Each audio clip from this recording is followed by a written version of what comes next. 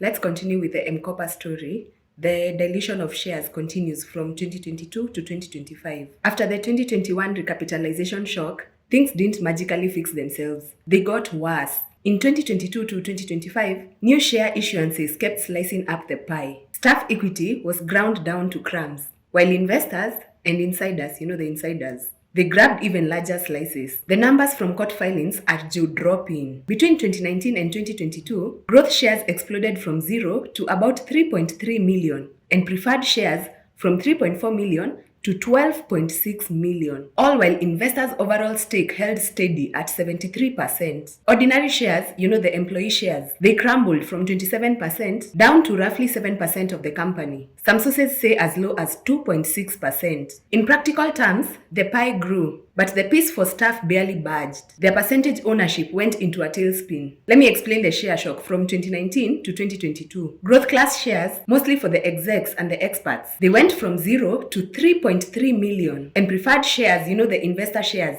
they went from 3.4 million to 12.6 million. Meanwhile, Kenyan employees' collective stake plunged from 27% to about 7%. Out of 48 growth share recipients, only 7 were African. In the next round, no Kenyan staff at all got growth shares. 2023, Sumitomo enters. Japan's Sumitomo Corporation led a fresh capital injection, about 4.7 billion in 2023, as M-KOPA pursued a Series F financing. Half the round was said to be new funds for growth, half offering early backers, including some employees, an exit. But sending more cash into the company also meant issuing even more shares, further diluting any remaining staff equity. In 2024, M-KOPA reported a profit. For the first time, M-KOPA finally turned a profit of about 1.2 billion shillings in 2024, as revenue surged 66% to 53.7 billion shillings. Great news, right?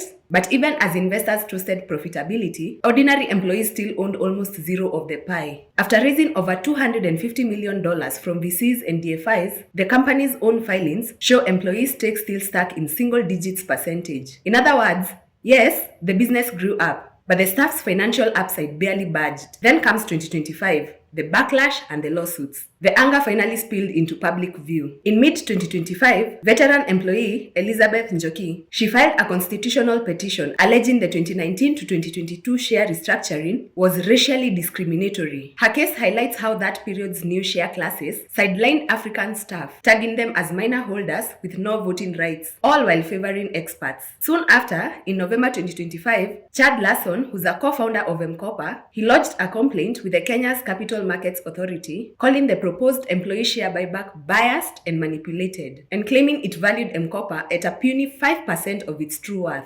M-KOPA's board angrily denied everything, calling Larson's claims baseless, noting he only holds 1% of the company and that Kenyan regulators have no say since it's UK incorporated. And this is where we are going to pick it up in the next video, where we are going to really get into the buyback of the shares.